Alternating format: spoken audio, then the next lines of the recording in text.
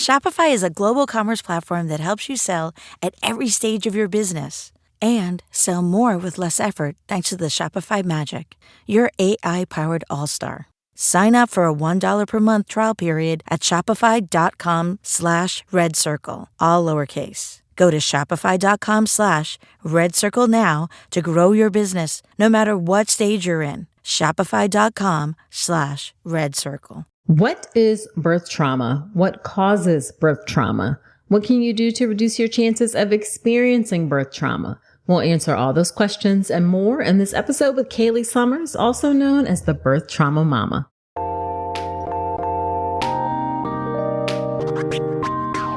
Welcome to the All About Pregnancy and Birth podcast. If you're having a baby in the hospital, you are giving birth in a system that too often takes away power from women over what happens in their own bodies. I'm Dr. Nicole Calloway Rankins, a practicing board-certified OBGYN who's had the privilege of helping well over 1,000 babies into this world. I've been a doctor for over 20 years, and I'm here to help you take back your power, advocate for yourself, and have the beautiful pregnancy and birth that you deserve. This podcast is for educational purposes only, and it's not a substitute for medical advice. Check out the full disclaimer at drnicolerankins.com/disclaimer. Now let's get to it. Hello there. Welcome to another episode of the podcast. This is episode number 262. Whether this is your first time listening or you have been here before, I am so grateful that you have decided to spend some time with me today. In this episode, we have Kaylee Summers. Kaylee is a licensed clinical social worker and private practice owner in Downingtown, Pennsylvania. She specializes in perinatal trauma and has specific training in both perinatal mental health and EMDR. Kaylee uses her training as a licensed therapist and her lived experience as an amniotic fluid embolism survivor to treat and support families experiencing perinatal trauma.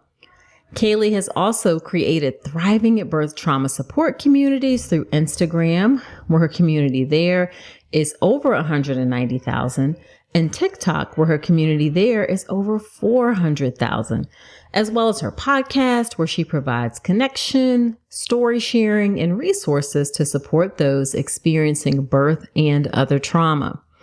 We have an incredibly informative conversation about what is birth trauma, what causes it, how common it is, what are the symptoms of birth trauma, how you find a balance between something being traumatic versus something that's unexpected or unpleasant or different than what was expected for your birth experience. We discuss suggestions on how to work through birth trauma. We talk about the role social media plays in both helping heal birth trauma and fueling birth trauma. Incredibly useful conversation. You are going to learn a lot from this episode. Now, trauma from birth can come from not being prepared for the unpredictability of the birth process. Now, you cannot be prepared for all the possible things that happen during birth. Like, you really just could never be prepared for what happened to Kaylee. When you hear her story, you're going to be blown away. I mean, it's really a miracle that she's even here. But you can be prepared for a lot for birth, and that really will help you reduce the chances of experiencing birth trauma. I help you get prepared for birth, not only through this podcast, but also through my childbirth education class, the birth preparation course. It will get you calm, confident, and empowered to really advocate for yourself and know what to expect with the birth experience for the common things that occur. You can check out all the details of the birth preparation course at drnicolerankins.com/enroll. And if you use the code Dr. Nicole, you will get an additional 10% off. So check that out at drnicolerankins.com/enroll. And let's go ahead and get into this episode with Kaylee Summers, also known as the Birth Trauma Mama.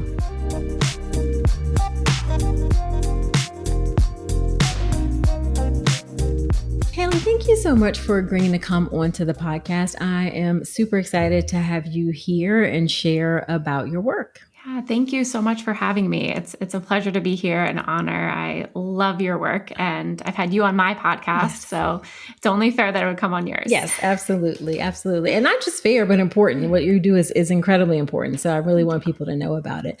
So why don't you start off a bit by telling us about yourself and your work and your family, if you'd like. Yeah, of course. So my name is Kaylee Summers. I'm a licensed clinical social worker who specializes in perinatal trauma.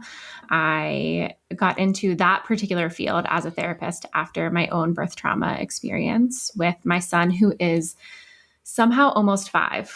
He will be 5 in July, which is wild. Time flies. So, yeah, it's a fun age. So yeah, I live in Downingtown, Pennsylvania, which is right outside Philadelphia, where I run a private practice that specializes in perinatal trauma. Okay. All right. And what led you to specifically start Birth Trauma Mama? Maybe you'll include a little bit about your birth story. Sure. We can't get into the whole thing because it's quite extensive, but you have to hear.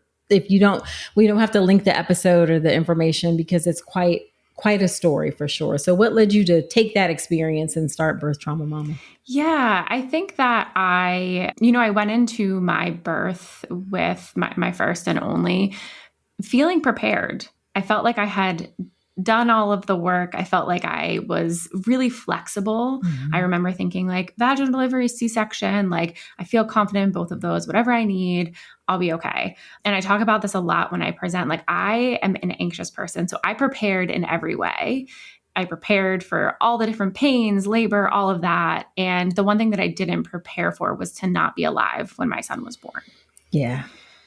And I don't think one can prepare for that, to be fair to my past self. Right. But for those listening, I had an amniotic fluid embolism, which is an incredibly rare, thankfully very, very rare obstetric complication that is unpredictable, unpreventable, and often fatal.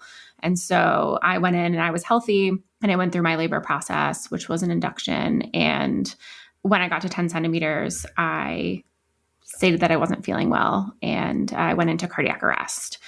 And so a code blue was called. It was obviously very traumatic. It was a very long, extensive process of trying to save my life while also delivering my son. And so during his birth, CPR was being performed on me. And I'll cut the story very short. I had 2 cardiac arrests. I had DIC. I needed 143 units of blood product.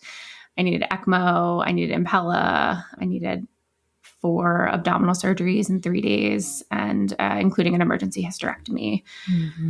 So it was a very long recovery process, and I felt very grateful to be alive, and my team was very grateful that I had survived.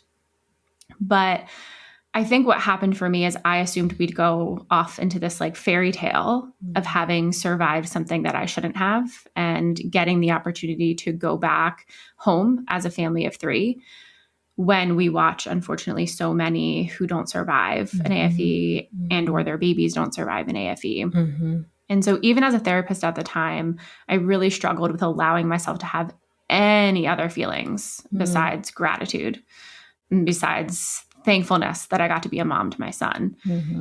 And at the time, what I was actually feeling was traumatized, of course. Yes. And I couldn't take care of my own son. Sure. I was terrified to fall asleep because I thought I would die. Right.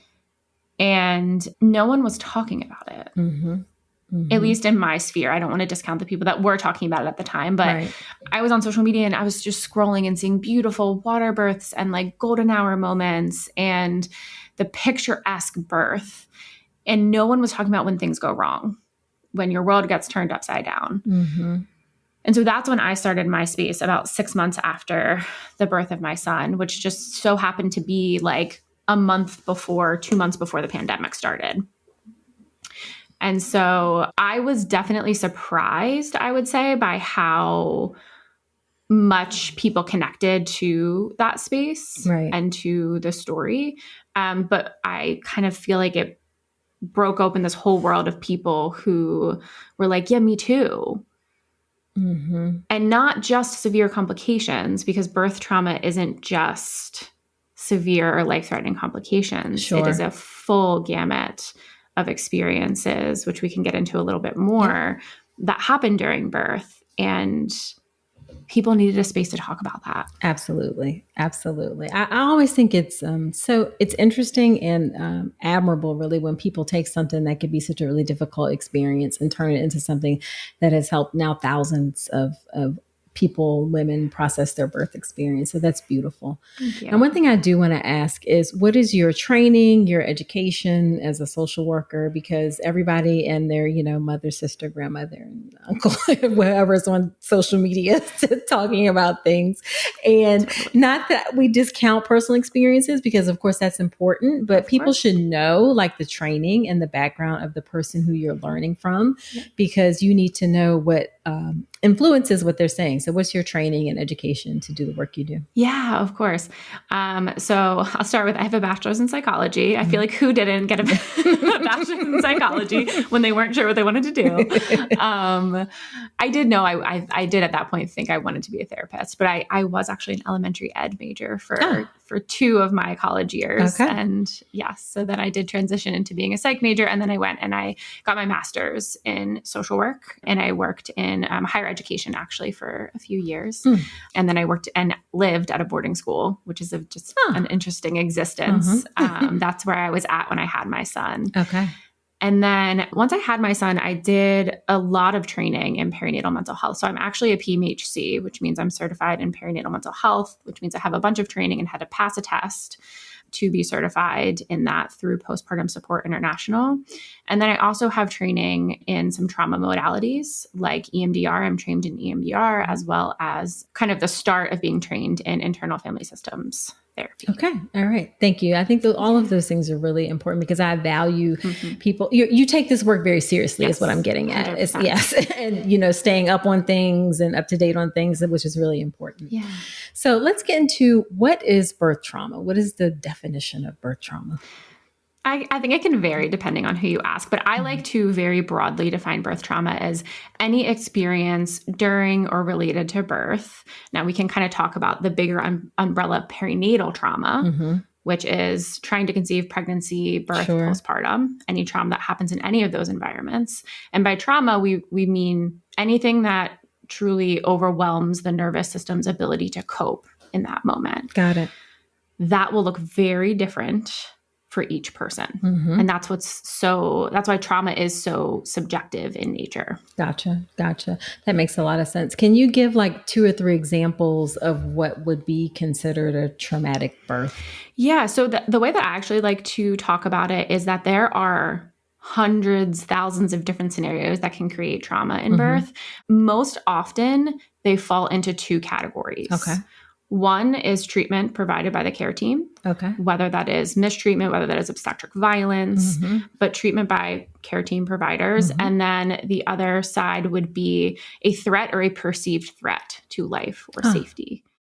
Now, how do you find the balance between something that is being traumatic and then something that is unexpected or unpleasant, but actually in the realm of what would be considered normal for birth? Like an example of that is, I was talking to someone at work the other day, and she was saying her sister had pushed for 3 hours for her baby. And she said she was traumatized by having to push that long. But 3 hours of pushing actually is within the realm of normal, especially for a first-time baby. So how do you make that balance or distinction? Yeah. Or is it important to make? Yeah. So it's actually not my call. It's not anyone's call except for the person that experiences that event. So pushing for 3 hours may have caused trauma for that specific person based on their past experiences, based on the nervous system that they walked into that hospital with.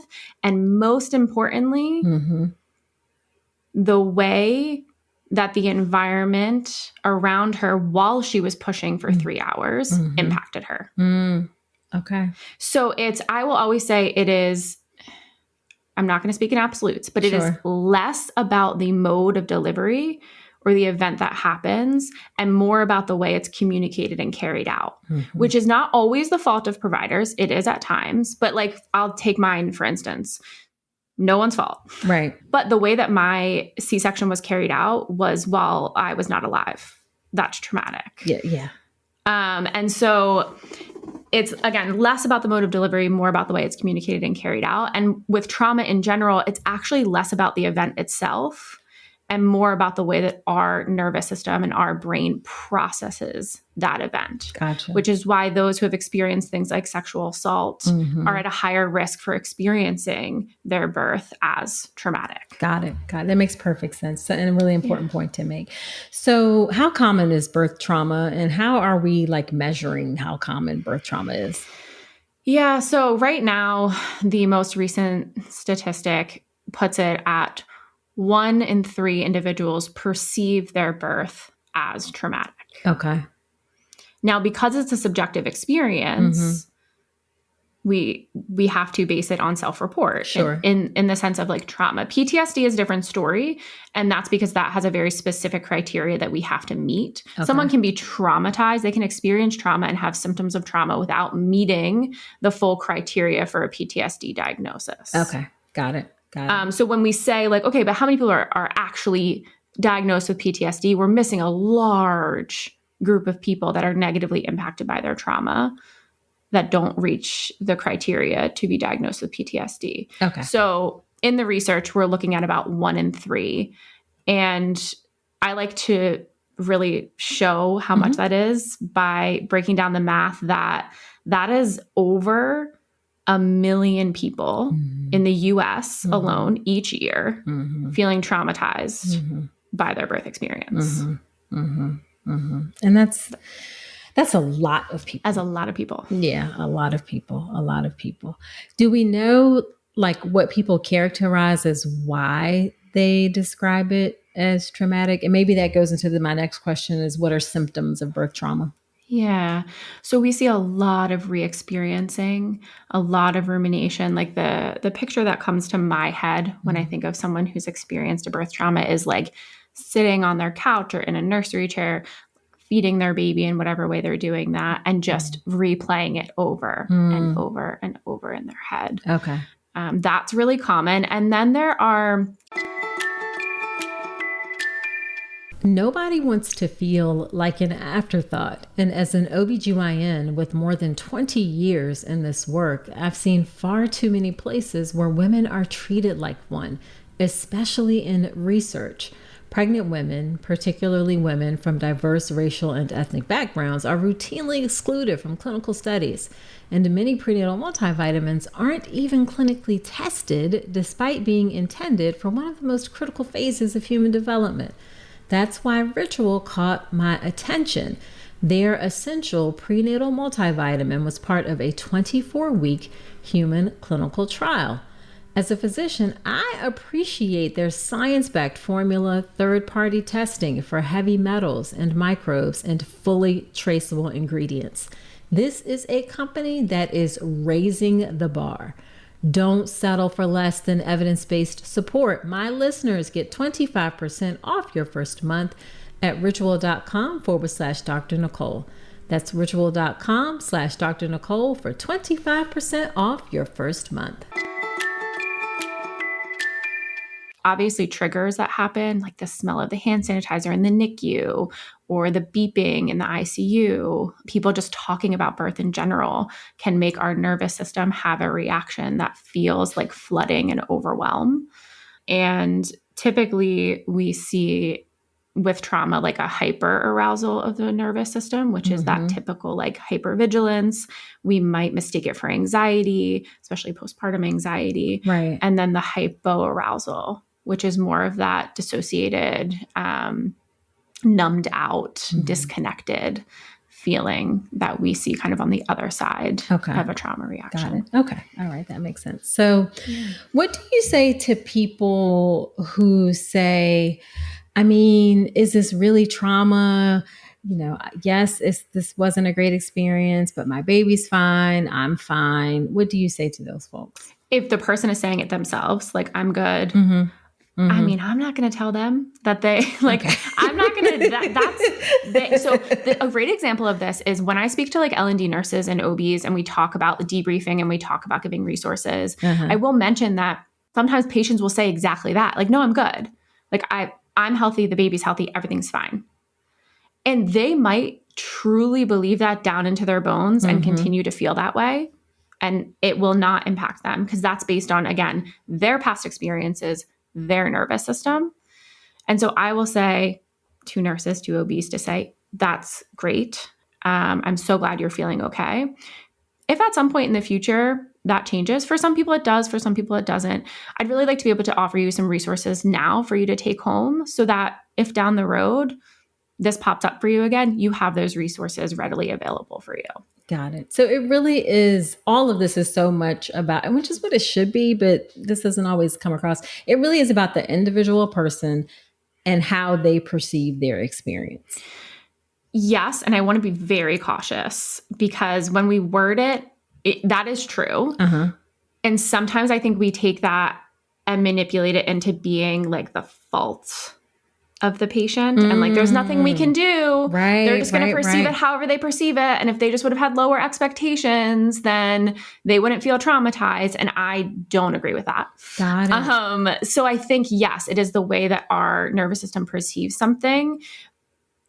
But we often perceive a lack of safety when the people around us are not being clear, transparent, and compassionate with their communication. Got it. Okay. All right. This is really good information. So we can mitigate so much trauma by the way we communicate with patients. Yeah, definitely. So when people have experienced birth trauma, what are 2 or 3 things that they can do to help? I don't know, is it work through process to deal with birth trauma? I think in the immediate, and the whole reason I created my space is to know that like you're not crazy and you're not a monster. Because sometimes birth trauma makes us feel that way because we have all these negative feelings now towards the birth of our child that we love so much. Sure. And it feels so disconcerting and confusing. So knowing that like you are not bad, you are not wrong, you're traumatized. And that is something we can treat.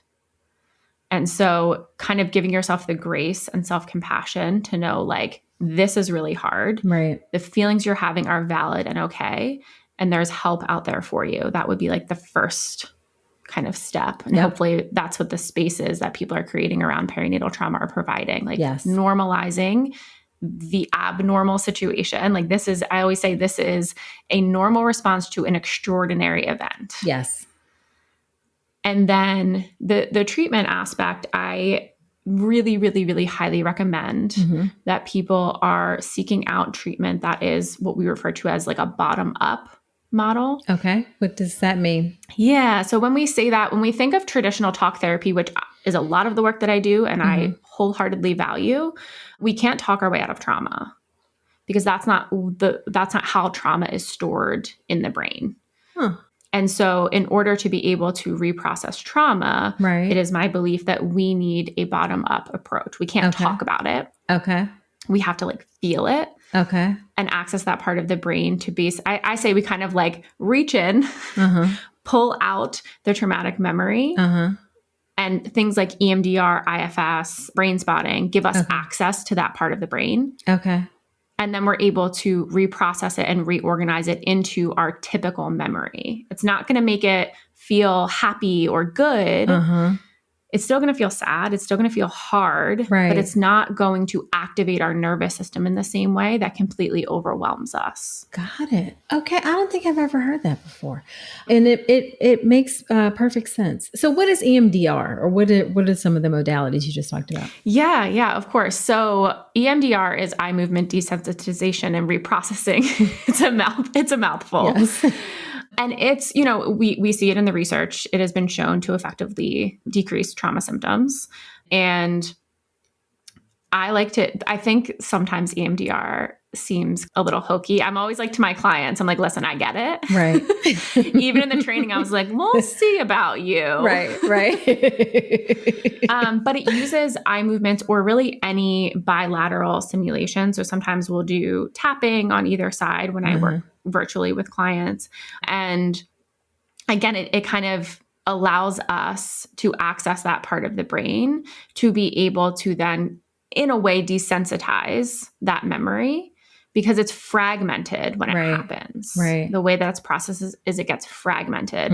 And my favorite thing is when clients will like describe their story. And at the end, almost every single person I've ever met with will say, I'm so sorry, that was all over the place.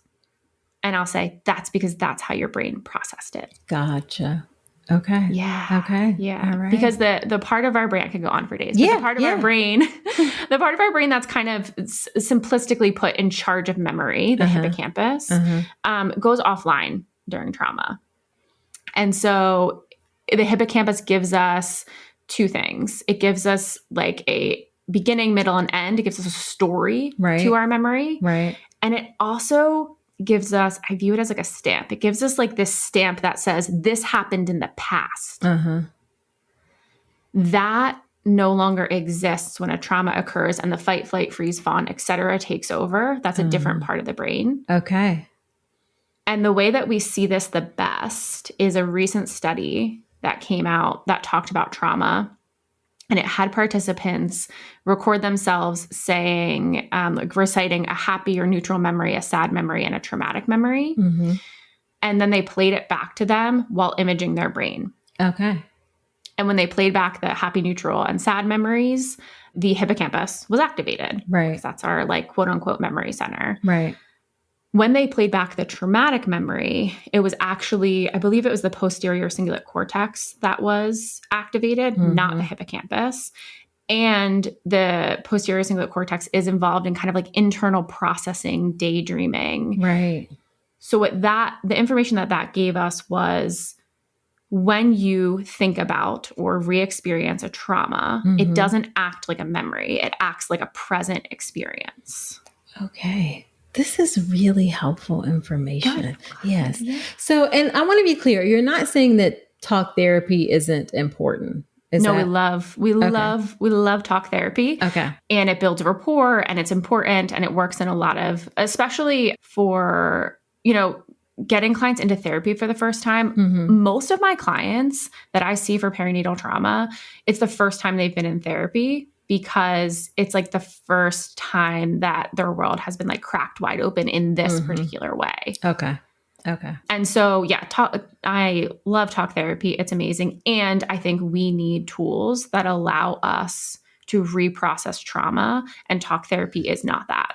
Got it. Okay. So start with talk therapy, and may that include things like journaling or sharing your story, or what about reaching out to the care team or the doctor? Yes. Do you ever do any of those things or talk about any of those things? Yeah, we facilitate a lot of stuff like that. And it's not like a this or this. I integrate talk therapy with trauma-based bottom-up processing. Sure. With all of my clients. But we do lots of journaling, lots of written expression to kind of take back your narrative of the story, a bit of narrative therapy. And I'm a big fan of people returning if they had a positive experience with their providers. Okay. Of returning to speak with their providers, to get more debriefing, to better understand their experience from their provider's perspective. If their provider was a part of their trauma, it can do a ton of harm. Okay. To go back and try to get answers from that doctor, because that doctor may not react in the way that the patient is assuming or hoping that they would. Like they're looking for repair. A patient in that situation is often looking for repair. Right. And I will maybe say, like, let's pause and think about this. What happens if that doctor reacts with like, it wasn't that big of a deal. I don't know why you're so upset. How harmful would that feel for you? Gotcha. Yeah. Gotcha. Okay. So if they have a negative expectation or a negative association, because maybe, as you mentioned, it was part of the way their treatment team care for them, then you may suggest not going back to talk about that. Or maybe what about like even sharing a letter to get your thoughts out? Like what are thoughts, things like that? You hit the perfect, I'm a big letter writing therapist. I love the exercise of writing a letter, regardless of whether we're sending a letter or not. Often we're not actually sending the letter, but getting out what you would hope to say to that provider. And then maybe I've had a few clients where down the road, they're like, actually, I want to send this now. I feel like I'm in a place where I don't care if I don't hear back from them. Like whatever happens, but I need it to be sent. That's definitely something we'll do. And then I will work with clients to be able to find a new provider that they can go to who will debrief them using their medical records. Okay. So that they are getting more information, but hopefully in a way that has less potential to re-traumatize. Okay. How often does that happen? How well does that go over, I guess? Which, like, having someone go to a new provider and saying, hey, can you look at my medical records and sort of tell me what your thoughts are, kind of thing? I would say that it goes pretty well, but with a lot of prep. So I'm walking clients through, like, how do we set up this meeting with this provider to help them understand where you're coming from. Okay. So we're not going to say, like, that doctor was terrible and like, because that's just not going to set up a collaborative relationship with this doctor, because they don't know what happened. They don't want to just blindly kind of crap on another doctor. So we're saying, hey, I felt this way about my past experience. It's been really hard for me. I would really like to connect with a provider who I just feel like we're on the same page more and can take me through the medical side of this experience. I'm not looking to get anyone in trouble. I just need some support here. And I just want to see if you can be that person. And I will have people actually ask to, like, interview a few different providers and see what feels like the best fit for them. Okay. And then I guess you said it's a, stepwise or bottom up approach. Yeah. Where role does medication play in this? Yeah, I think medication can be a really helpful support. Depends on the person always, depends on their feelings about medication. But I am a big proponent of medication, especially as a bridge. I just feel like there's this really acute phase, both personally in my own experience and working with clients, where the symptoms can feel just so intense and so overwhelming that helping us pull that back a little bit can really help in that postpartum period. Many people are getting diagnosed with things like PPD and PPA outside of their trauma experience, but often I think because of their trauma experience. And so medications to help counteract some of those symptoms can be really helpful. I see it used a lot in kind of severe maternal events or experiences like we have this really high rate of health anxiety that makes it really difficult to function. And I've seen a lot of success in both combined therapy and medication with treating some of that. Okay. So someone someone believes they have experienced birth trauma. Someone has experienced birth trauma. What is the first place you tell them to go? What would you tell them to do from there? Yeah, I would want them to get connected to a therapist who is specialized in both trauma and perinatal mental health. So Postpartum Support International has a directory that you can, like, toggle things like EMDR, trauma, and they're a great place. The Touchstone Institute is also another one that they're like a training institute, and they train clinicians in perinatal mental health and specifically in perinatal trauma. They also have a directory on their website where you can put in your state, because it has to be within state. I don't know if people know this, but for social workers, for LPCs, for anyone at a master's level clinician, we have state parameters. So we can only practice within the state that our license is in. Okay. That is good to know. Good to know. And when do you think people should seek professional help?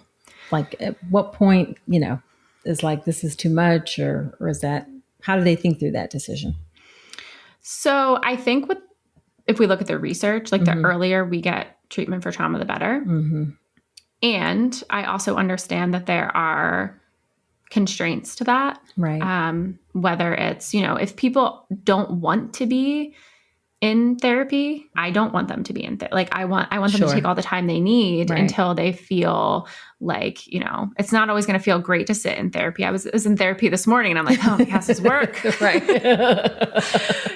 But I think the earlier the better. And what I often see is people come in more like 3, 6, 8 months postpartum, because there's just such a cloud of chaos of trying to like take care of a newborn and do all of this stuff. And so I want to also plant the seed of hope that like I have clients who come like 10 years after their birth experience and get so much healing out of the work that we do together. So it's like a both and. Yeah. I would imagine if it's impacting your ability to function and find joy in your life, find joy in motherhood, it's time to get some help. Absolutely. 100%. Yeah.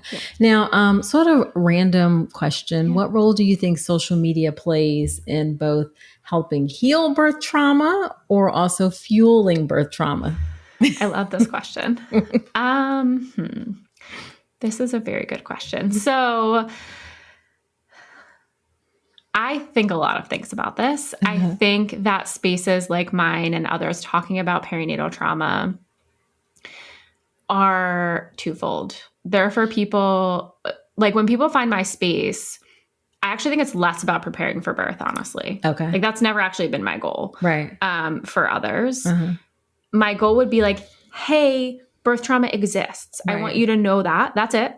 I just want you to know that when you go into your labor, because then if you end up on the other side of your experience with all of the feelings that we've had that make us feel crazy and make us feel like a monster, you know that's not what's happening. You know this is birth trauma because you've heard of it. Right. And you know exactly where you can go to find support in other stories like yours. Gotcha. And I think that there's a wealth of information and misinformation online right now about birth that makes it very hard for new parents or prospective parents, soon to be parents, to navigate. And it is just a really hard place to be. I see it with parenting in my own, like it's just like there are so many decisions to be made. Right. And I think that there are a lot of people who are coming in and saying like these social media spaces are making patients' expectations too high for birth, and that's traumatizing them. Right. Don't agree with that, honestly. Okay. I don't. I think everyone gets to have their own expectations of birth. And I do think that it is the job of the care team to get curious about maybe birth plans that are more inflexible, or to get curious about birth plans that are 15 pages long, not so much, this is ridiculous and this is going to cause trauma, but like there must be a lot of anxiety and fear coming in for this patient. And how can we meet them where they're at to make sure that they can have a comfortable experience? Gotcha. A safe enough experience. Gotcha. Would you, and I think you touched upon this earlier, that trauma isn't necessarily about your birth not going the way you expected. Like there is room or space to not be traumatized by the fact that, hey, I did end up having a C-section, even though that's something that I wanted. Is that fair to say? Or something that I didn't want, rather. Yeah, absolutely. And there is merit in flexibility when people are going into their birth experiences. And I also think that telling patients that if they don't have expectations, then they won't be traumatized is a cop-out. I agree. Because I had very little expectations of my birth. And I was traumatized. So the equation doesn't always work. Yes. Yes. And I think like, again, if a patient has a C-section, an unplanned C-section, and they are devastated about it, if we approach them and we say, that makes sense. It makes sense that you would be devastated about it because this wasn't a part of your plan and this isn't what you wanted. And I'm really sorry that this is how, it had to be, or this is what we had to do. I want you to know it's not your fault. That changes patient outcomes. That protects from trauma. Right. On the other hand, we have people saying it's not that big of a deal. Yeah. C-sections happen all the time. And that comes from a good place. That comes from a place of wanting to reassure, but it dismisses and invalidates and actually increases the risk for trauma for that patient. Yeah. It's just like, I can't stand it when people say, you just be happy you have a healthy baby. Like there's just so much more to it than that. And we actually, I'm working on a post for this for today, we're recording World Maternal Mental Health Day. And we straight up look traumatized patients, women and patients in the eyes and say, at least you and your baby are healthy. Traumatized. Right. They're not healthy. Right. No, they're not. It's wild. Yeah. So yeah. It's like there's more than just like being able to physically walk out of the place. Like exactly. there's so much more to health than that, for sure. Like a huge part of your health is more than that. So is there anything that people can do while they're pregnant to help mitigate birth trauma? Yeah, I think it has a lot to do with your support team and your care team, which isn't always as much of a choice as we hope it is in terms of like who's on call, how your hospital system works. But I think having a doula or a support person that knows a lot about birth, about labor. I don't like to talk about doulas as if like just having a doula is like the miracle change to all trauma. But we know from the research, it helps a significant amount. Right. And so I'm a big fan of doulas. I'm a big fan of preparing a flexible birth preferences situation, more for like your understanding of like, if this goes this way, if this goes this way, right. What are our options here? What are our choices here? And even more so like a postpartum plan. Yeah. So important. We don't talk about that enough and should start talking about it like in the third trimester, actually, like around 28, 30 weeks, like what's going to happen when this human is here that you have to take care of. Yeah. And how do you find time to take care of yourself? Yes. If something, especially if there's trauma involved. Yeah, absolutely. And I'm curious, in your own experience with folks you've worked with, do you see, I know this may be hard to say, but do you see that people's trauma most often comes from the care that they received or like from their care team being mistreated, or is it from an unexpected event? Like, what do you see? I'm just curious. I think that the overwhelming amount of birth trauma comes from care received. Yeah. I think I become a little bit of a magnet to like severe maternal events because that's my experience and I speak to that. Right. I also speak to obstetric violence and mistreatment, but I think I see more severe complications in my space just because that's my experience. Sure. Yeah. But I do think, and from other colleagues who are meeting with clients on a daily basis, the overwhelming amount of trauma comes from provider care. Okay.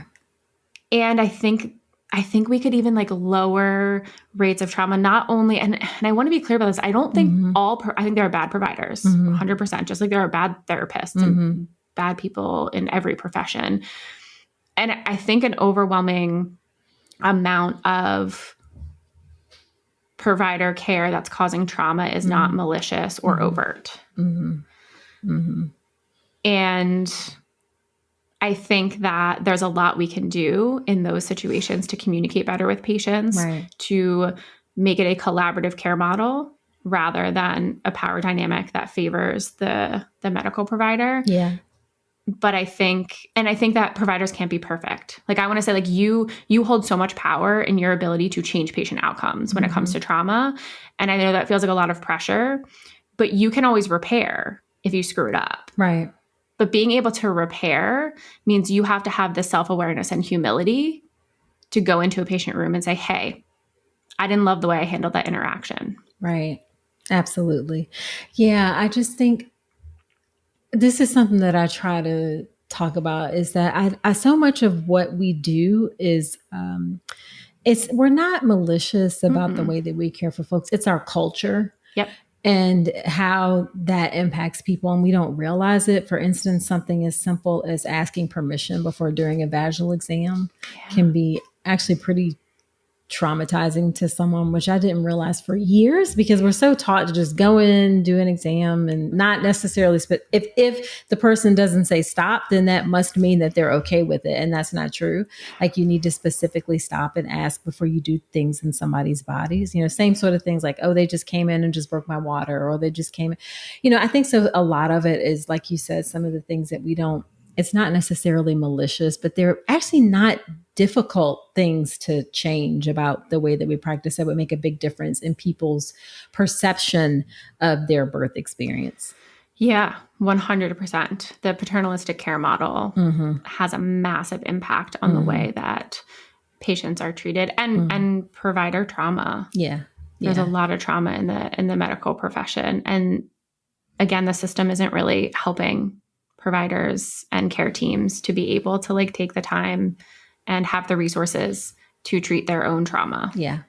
That is true also. Yes. That's a topic for a whole nother. I know. It's a whole nother episode. Yes. Now, as we wrap up, what would you say is the most frustrating part of your work? I love that question. I don't think I've ever been asked it before. You know what? I think I'm going to speak from the social media space. I think one of the most frustrating parts of that work in that space is the constant polarization of birth education. I feel like I'm stuck in between. I had incredible care providers. Right. I had the most wonderful, empathetic care team in the world. Right. And I still understand how people don't. Right. And so much of what happens in the birth space, I think, is impacted by trauma. Yeah. And so you have people who are free birth, home birth, absolutely, because they've been so traumatized by the medical system. And I am all for anyone's birth decision that they want to make. Right. Because it's them and their body. You go. Right. I am happy for you. My trauma has settled in a way that the decision for me, if I were able to have more kids, would be obviously in the hospital. But that doesn't mean I, again, don't agree with home birth for others. Right. But we don't have a lot of that middle ground. And what happens is it makes for very antagonistic relationships between patients and providers on both ends. Yeah. And so when I try to talk about obstetric violence, I get a lot of pushback from providers. And when I try to talk about the merits of all of the interventions that were done to save my life, I get a lot of well, you had an induction. What did you expect? Right. And so it's can we get a middle ground here? Right. And there are people that have this, but everything becomes a pushback against the other side. Yeah. And birth is over medicalized. I agree with that. Right. And I also don't think everyone should be birthing at home. Right. Exactly. So medical intervention is required and needed in a lot of situations. And the argument becomes, if we take birth out of the hospital, we solve the problem of birth trauma. And I could not disagree more with that. Because one, we can't take every birth out of the hospital because we have high risk birthing individuals. That is unfair to them. Yeah. Or some people want to be in the hospital. Well, yeah. I mean, me. Yeah. But totally. They want the safety net, but they also want, but then, and on the other hand, they want providers who believe in physiologic birth. Yes. Yes. Yes. Absolutely. And we are lacking that. I will. 1000%. That is very true. Yeah. And then also on the flip side, her home, all birth has risk, including birth outside of the hospital. I had and this is not common, but I had a unfortunate story on my podcast of someone whose baby died after a home birth. Yep. Not that that's common at all, but was it Erica Salvador? Yes. Yes. Yeah. She's wonderful. Yeah. Yeah. So, it's just, I think if we just started from centering the individual needs of each person and what they want, you want a home birth? Okay. Is this good for you? Then let's make it good for you. Okay. You want to be in the hospital and you want an epidural the second you hit the door? Okay. So let's make it good for you. So anyway, I think we're sort of saying the same thing. Hopefully we can kind of spread the word. And then on the flip side, I asked most frustrating. So what's the most rewarding part of your work? Oh man, there are so many rewarding parts. I really do think it's overall, it's like helping people be able to like heal from their birth trauma, right? Mm-hmm. But really it's that moment of people realizing, oh, it's not me. Mm. Like I'm not wrong or bad or crazy. Right. There's something that happened to me. Mm-hmm. And I have this community of people that can support me. Sure. And also something very specific to me that I take a lot of like pride and I get almost emotional thinking about it is getting to work with individuals who are going on to have a subsequent birth experience. Yeah.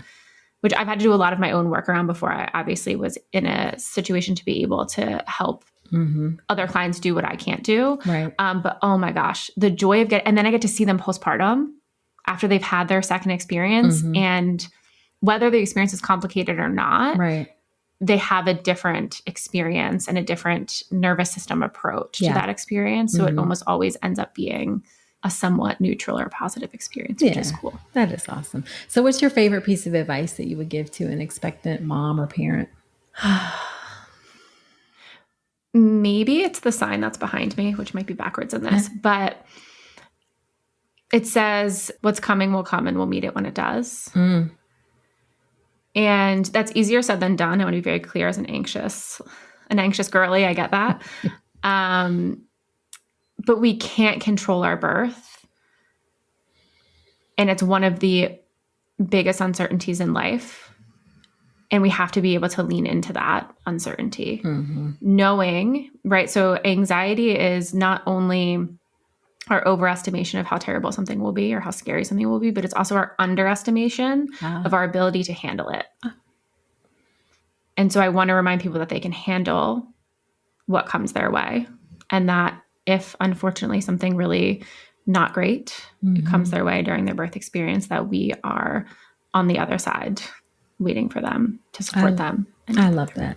Love that. Love that. So where can people find you and all of the wonderful resources and things that you offer? Yeah, you can find me on Instagram or TikTok at thebirthtrauma_mama. I also have a podcast called The Birth Trauma Mama Podcast and my website, which is thebirthtraumamama.com. Okay. All right. Well, thank you so much for agreeing to come onto the podcast. This was such useful information. I know I personally learned a lot myself, and I know the listeners did too. Thank you so much for having me. It was such a great conversation.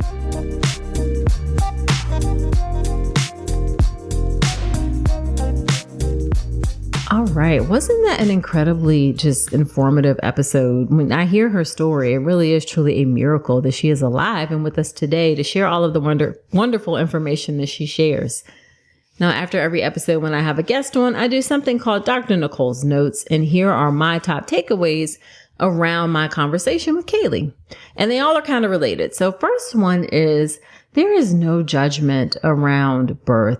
There should never be something that says you should just be happy with the experience that you had and that you and your baby are healthy. Or there should never be any, oh, it wasn't that bad.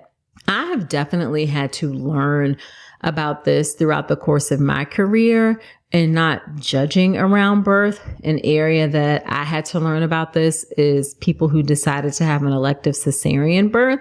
I just wasn't open to understanding why people would make that choice. And now I've certainly come a long way and know that people should be able to choose what works best for them. Okay. And that goes to the second point, which is we need to center each person in their birth experience. It's not about telling people that birth is one way or another. We really need to reach each person where they are and talk to them about the things that are important and support them in helping them have the best birth experience. It's actually not as hard as people make it out to be. Our culture surrounding birth, particularly in hospital birth, just is not there yet. And it really goes along with my third point, which is there are no absolutes in birth. So often you hear that, okay, it should be a home birth, or it should be a hospital birth, or you should have a midwife, or you should have a doctor, or you should have a doula. And really, there are no absolutes in birth. Home birth isn't necessarily better than hospital birth. Hospital birth isn't necessarily by default better than home birth. Midwives aren't necessarily better than doctors or vice versa. It really depends on each person's individual needs, what each person brings to their own birth experience. We have to stop with all of these absolutes and things should be this way, should be that way. And you're going to hear that a lot on social media about, people give sort of absolutes or even it's general advice. And I want to caution you, even the advice that I give is really to take a step back and not just accept things for what they are, but think about things in the context of what is most important to you. Really center yourself in your own birth experience and then create a team around you who supports that, whether that's your partner, whether that's a doula, definitely your provider. If you have options and choices for your provider, whether that's a midwife, whether that's a doctor, really center yourself. There are no absolutes in birth. There should be no judgment about birth. Now, definitely a way to help you, again, make sure you can really make choices that work best for you is getting that evidence-based, that holistic information, taking that general information and then thinking about how it applies to your own unique situation. That's where my childbirth education class, the birth preparation course, comes in relationship specifically to childbirth in the hospital. You can check out all the details of that at drnicolerankins.com/enroll. There are many options for childbirth education out there. It's so important. I just encourage you to choose something, even if you don't think that the birth preparation course is right for you. Childbirth education is crucial, and I really, really want you to do it.